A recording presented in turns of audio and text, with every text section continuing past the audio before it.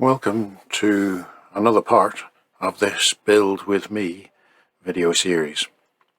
In this series of videos we're building a huge 1 meter tall RGB LED tower. Now we're on to looking at these PCBs, as you see before you, that house or that mount the RGB LEDs to. They're supplied just like this, with little mouse bites. These individual rings all need to be separated, and if I just zoom in on this, wrong way, there's a feature on these. They are labelled and they're actually numbered.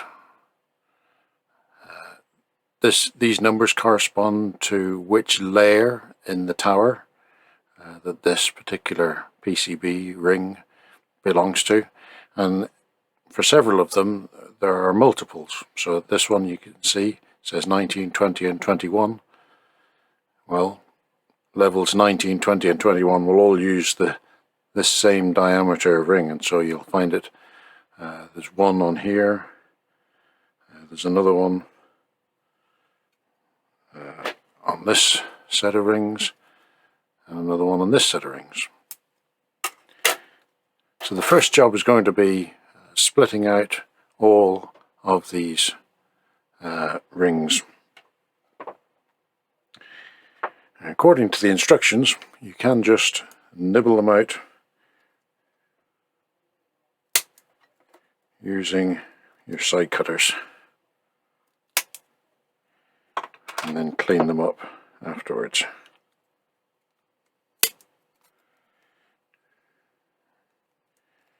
Feel a bit nervous doing it. They have got these little, they call them mouse bites. Let's zoom you in, you can see. So you can see there's like a row of tiny drilled holes, which will cause it to fracture off at that point. And we can just gently nip those off.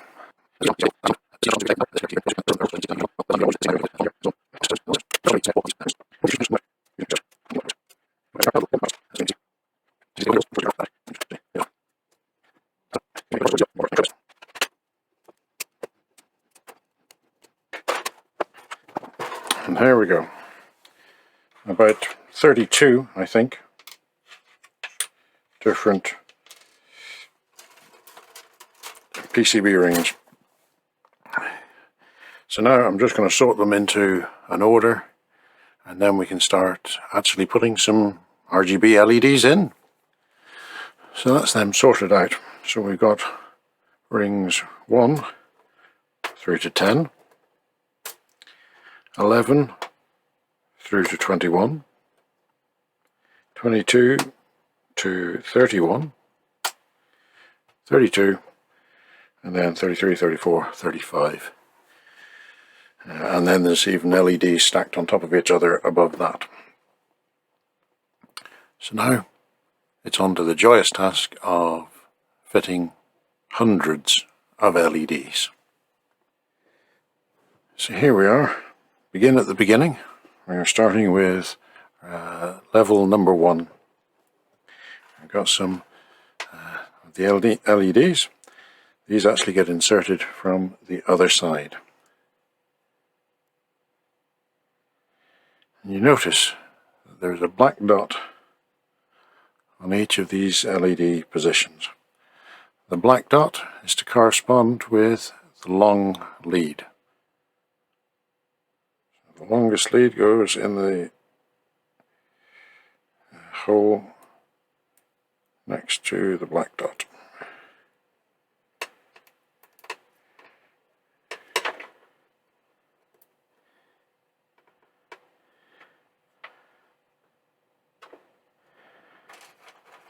So, according to the instructions, they say to put in a complete ring of LEDs and then solder them up. So that's what we'll try and do.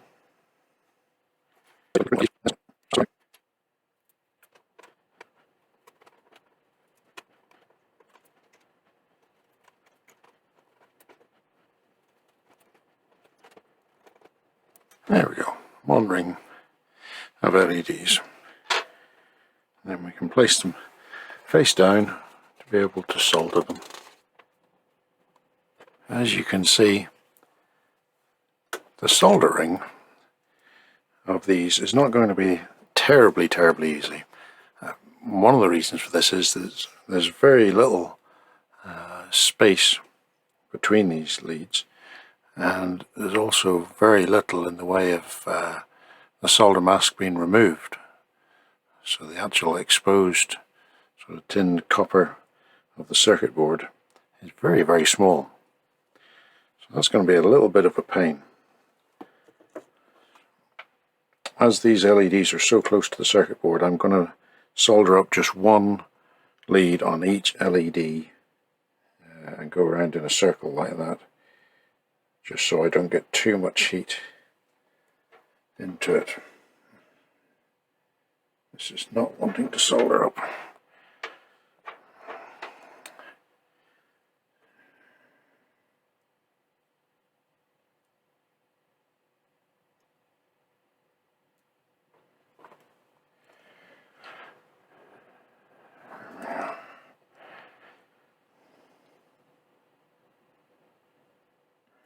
You may be wondering why I started with the middle pins.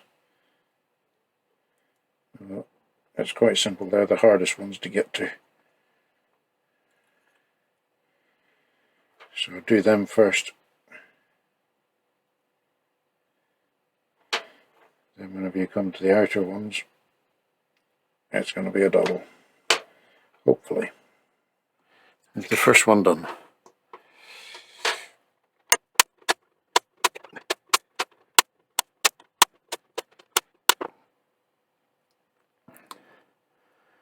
There we go, ring number one is done. Only another 35 or so to go. Ah dear. So I've got my macro set up just to be able to show you a close-up of doing the soldering. And you know what they say about reading the manual when all else fails? It can be very useful actually, and the manual actually suggests, instead of trying to solder all of the LEDs with the leads at this length, solder just one lead of each LED, crop the leads on the LED of all the LEDs, and then solder the rest of them. So that's what I'm going to try on this particular one. So put you in a bit closer, hopefully we'll be able to get into.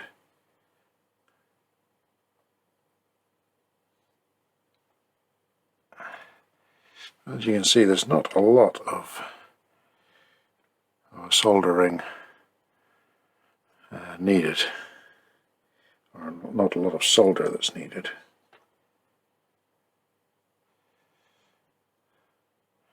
That expansion of that solder mask, just a wee bit small.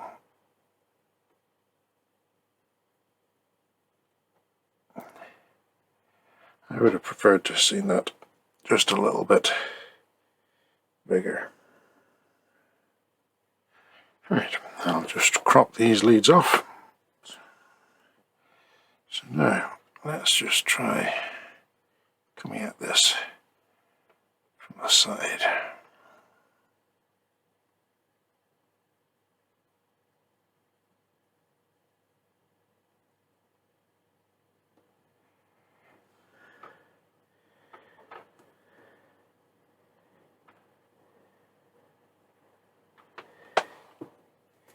Well, that didn't work. Managed to get a nice little solder joint there, a solder bridge.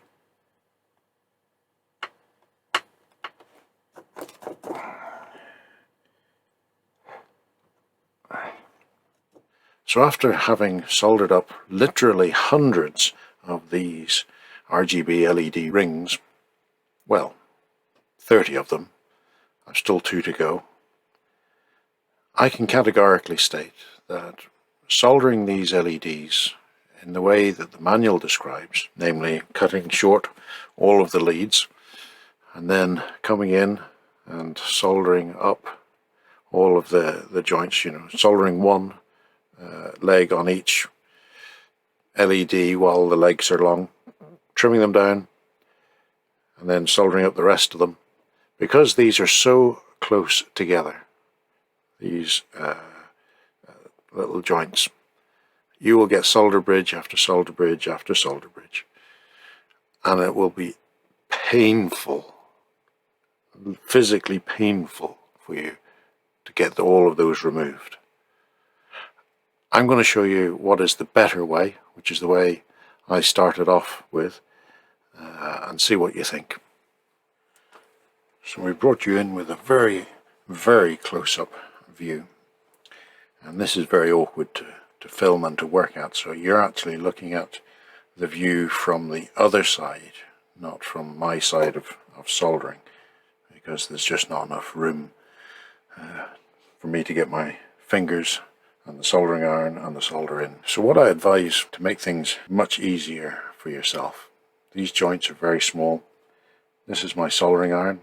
I think it's a 2.1 or 2.2 millimeter diameter chisel bit.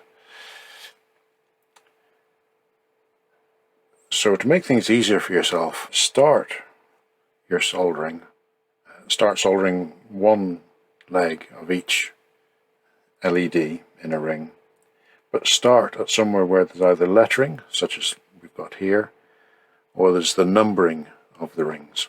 It's so much easier, because after doing a few of these, your eyes start to get a little bit tired, and you can't remember, and you can't easily see where the solder joints have been made or have not, and it's very easy to miss. Whereas if you start at a number or a particular piece of text on the PCB, on the silkscreen, then you're less likely to miss joints out. So for soldering these up using what appears to be quite a oversized tip, but it's just a general purpose tip, what I do is I always start from my side. It'll be the second pin down. So if I'm counting this one as number 1, I always start at the second one, and then I do all the second pins of each LED, all 16 of them in a ring, and I come back and I do the third, then I do the fourth, and then I finish off with the first one. There's no special reason that I've done that, I just have done that, and you get into a consistent way. When I first started doing these rings, it would take me 20 minutes to solder up a ring. By the 30th ring, I was knocking them out in well under 10 minutes. In fact, it was usually more like 5 minutes of soldering, and the rest was clipping the leads. So what I do is I bring my soldering iron in, and it is sort of been tinned but then cleaned off. So a clean tip but without much solder on it. And what I do is I'm going to bring it in and I'm going to press down onto the circuit board using it. So I put it in between, and I'm pressing down and pressing in on this LED leg, and then release. It's very quick. Then I would go around doing all of them. Because of filming this in a macro situation, I've had to actually clamp this PCB down to stop it from moving. So I'll just let that cool off a little bit, and then you imagine I've done all of them, and then I come back around to the next one. Again, I stick my soldering iron in, pressing down. I feed in a couple of millimeters worth of 0.6 mil or 0.7 mil good old lead solder. Obviously letting that cool off, and come back and do this one. Now the great thing, the great advantage to leaving the LED leads long, I will actually film this from a different angle, it won't be quite as close up. When, not if, when you get a solder bridge, because you will do, it's just that they're so close together, You do so many of them, you get a bit tired and overfeed the solder. Whenever you do it, you're able to just drag the soldering iron up the legs, and it will release that solder bridge. I've actually made a habit of bringing the soldering iron, drawing it up the lead whenever I'm releasing it from it. I'll show you on this joint here. So iron on, pressure, and then you just gently stroke the soldering iron up the leg. That just means that any excess solder or any bridge that might have been forming tends to get drawn away and up the leg that's going to be clipped. As you can see, these joints only take a second or so of heat for them to be made properly. So here we have what I would like to say are two solder bridges that I have deliberately made. This is of course for demonstration purposes and not at all accidentally done. So when you get a solder bridge like this, it's just simplicity itself to get your soldering iron, clean it, melt both,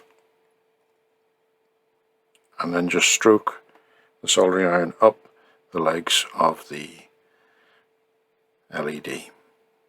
And see, no more solder bridge.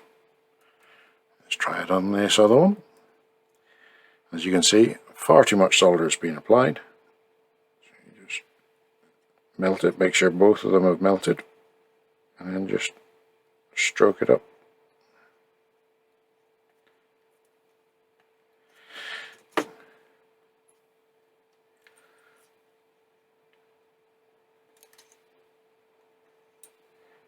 Sometimes takes a few goes, depending on how enthusiastic you've been with the solder. There we go. Solder joints are all individual again, no bridges. It's just a case of clipping the leads off. This ring is soldered up. But before we put this on the pile of those that have been soldered up, a step in the manual that is actually very good to do is to test out these LEDs just with your multimeter. I'm going to show you how to do that next. So you take your multimeter and put it into the diode test setting. As you can see, mine's quite an old one here. It only goes up to 2.9 volts. That's all you need, probably less. And then on the probes I leave one, the black one, free, and on the red one, just for ease, I've put a little crocodile clip lead. So you can put your diode tester or your multimeter to one side.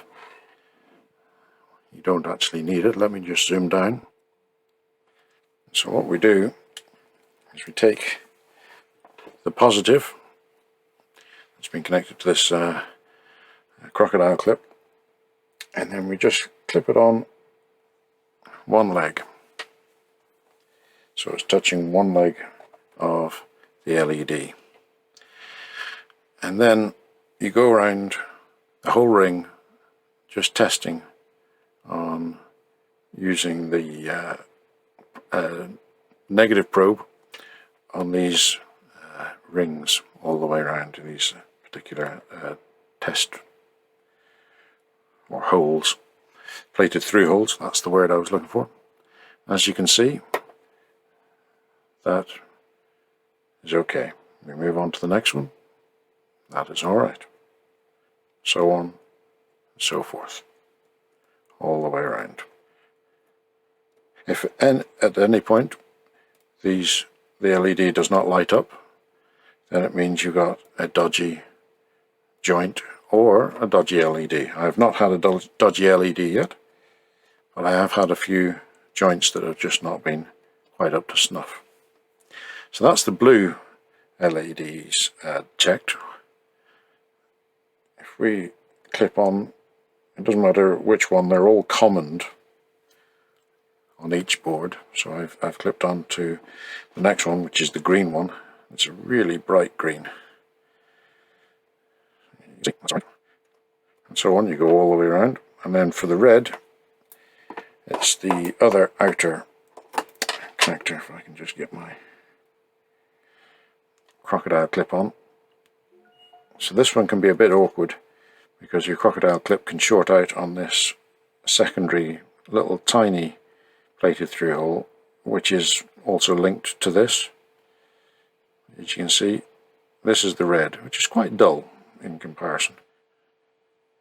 And so you go all the way around. So you test each one, because if you haven't done this and you have got a dry joint, or perhaps a joint that hasn't been made, these are so small, and if you're not using a magnifying lens to look at your soldering, it's easy to miss one because there's so many joints and you're doing so many of these rings. So if you go around and test, make sure that each LED lights for each color and each ring, and you know whenever you come to assemble it that any problems are not going to be with the soldering on each of the rings. So now we're on to these top little circuit boards. According to the instructions we have here, these are assembled, and they even have on top, we have some LEDs just extending up really, really high. So that's what we're going to do now. We'll start with this biggest one and work our way through. Now, do we trust that the positive lead is the long lead on these? Well, I think we'll just double check with our multimeter. Been bitten with this before. So we have our positive lead still connected to our green lamp, and then there we go. We shouldn't have doubted them.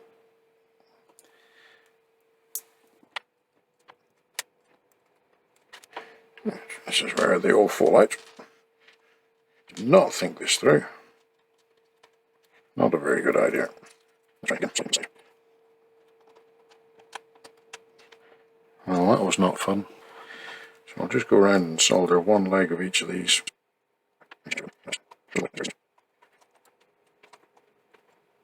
So, ready to have a little laugh? Yeah, a little bit wobbly.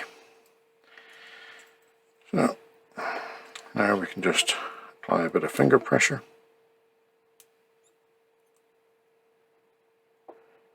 And just straighten these up. That's a bit better looking.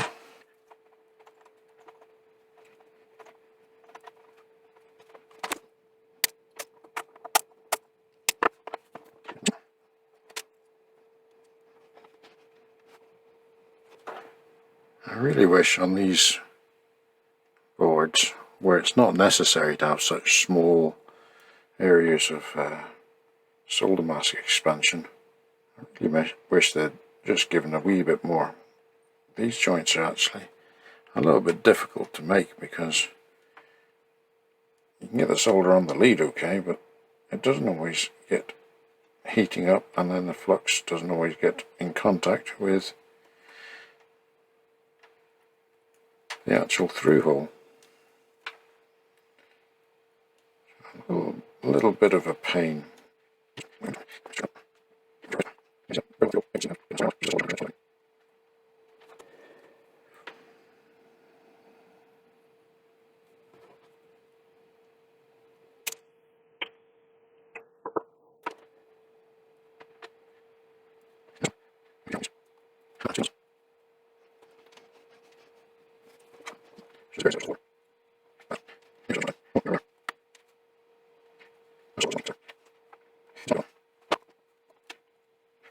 Well, brute ignorance saved the day.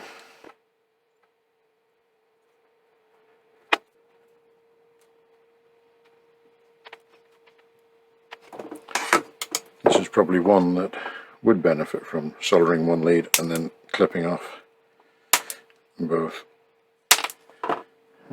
According to the design, we now stick in an LED, but only just into there.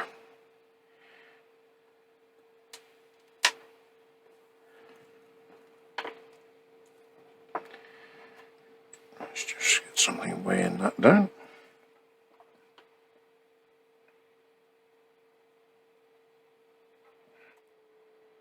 Using far too much solder on that, but it was just to get the flux.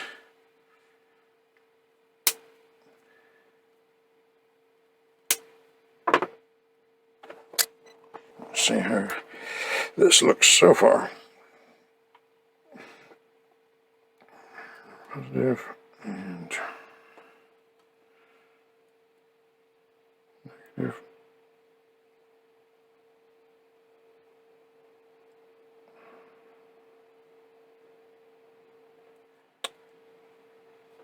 So now they want us to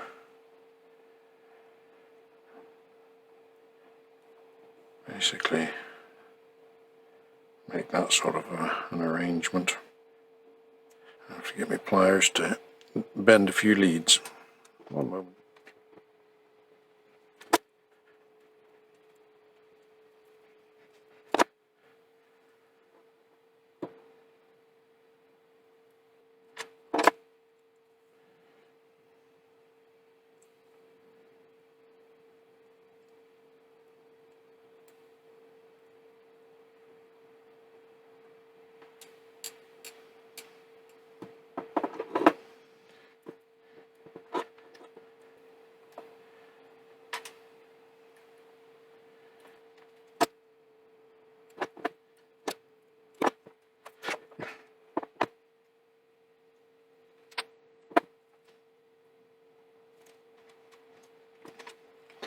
So we just have to make sure that the positive gets the longer lead soldered to it.